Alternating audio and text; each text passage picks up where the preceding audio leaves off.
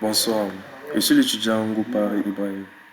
Ma présentation va porter sur le thème de la logique temporelle.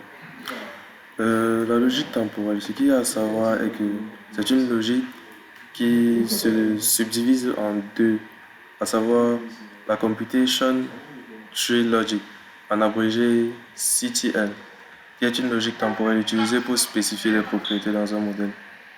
Cette logique a pour mode de fonctionnement un graphe orienté, qui, en d'autres termes, se fait appeler un arbre.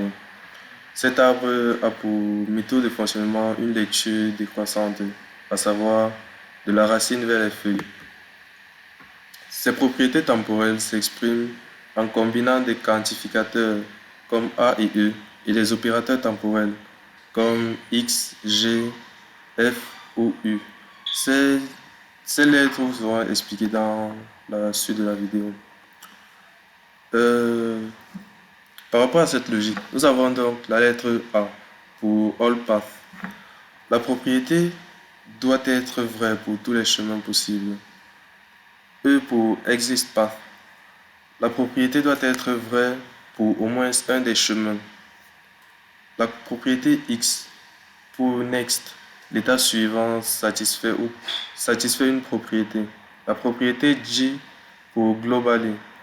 Cette propriété doit donc être vraie tout au long d'un chemin. La propriété f de finally est une propriété qui, qui donne un moment dans le futur. La propriété u pour util.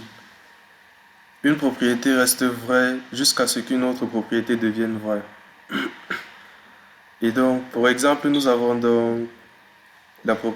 avons donc la propriété en dessous, qui est donc pour une condition P qui est vraie, alors il existe un chemin où Q est vrai dans l'état suivant. Et donc nous avons là terminé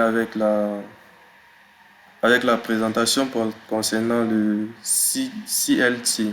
À présent, nous poursuivons donc avec la Linear Temporal Logic, qui est donc la logique temporelle qui travaille sur des chemins linéaires.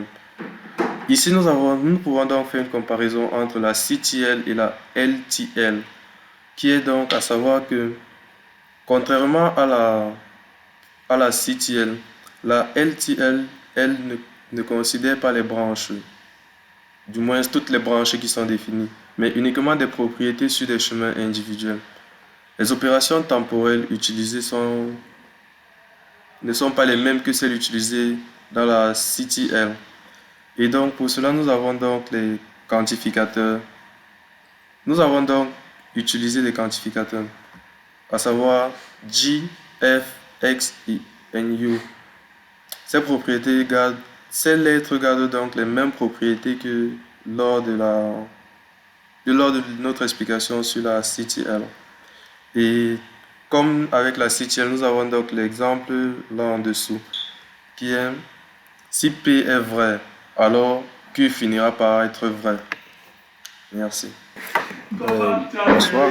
Je vais présenter la partie concernant le système de feu tricolore. C'est le système que nous avons pris en compte pour l'étudier, en considérant le CTL et le LTL. Ici, dans le système de feu tricolore, nous avons considéré 3 états. Les états sont représentés par les couleurs rouge, vert et orange. Et le passage d'une couleur à une autre passe par des transitions que nous avons représentées ici. Ce qui nous donne la représentation graphique ci-dessous. Donc du rouge, nous pouvons aller au vert et du vert à orange et ensuite au rouge. Donc c'est comme une boucle. On ne peut pas donc passer de orange à vert par exemple. Ce n'est que ça les sens possibles.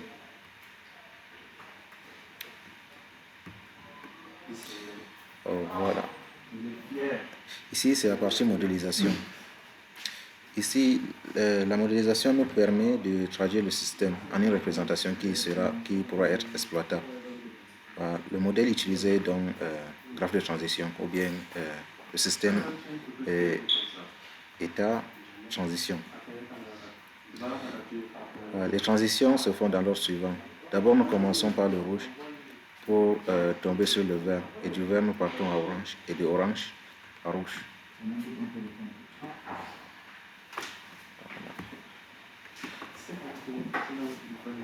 Ici, pour représenter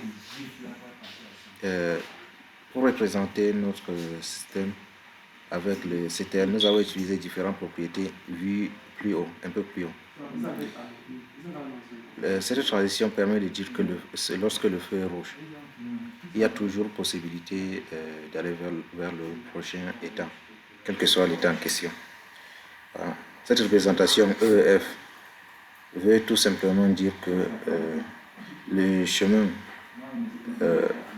qui met à l'état orange existe toujours.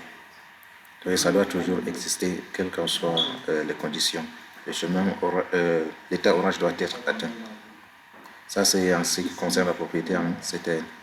En LTL, c'est aussi la même chose. La transition-ci permet de dire que lorsque le feu est rouge, il finira par devenir orange forcément. Cela est représenté par le symbole G qui est ici. Voilà. Et F permet de dire que l'état orange sera atteint à un moment donné, sur tout chemin. Donc, ça représente un peu l'état final. Je vous remercie. Salut, je m'appelle Écoule Botaléon. Alors, dans la vidéo précédente, les camarades ont présenté différentes propriétés pour le programme du feuille de tricolore. Alors, dans ce programme, nous avons essayé d'écrire un programme qui vérifie les états. Alors, dans ce programme, nous avons défini un module main avec des variables, sont là les variables red, green et orange. Et là, nous avons initialisé l'état en rouge. Maintenant, il y a également le next light qui est l'état futur. Voilà. Ici, light égale à red, alors l'état futur sera green.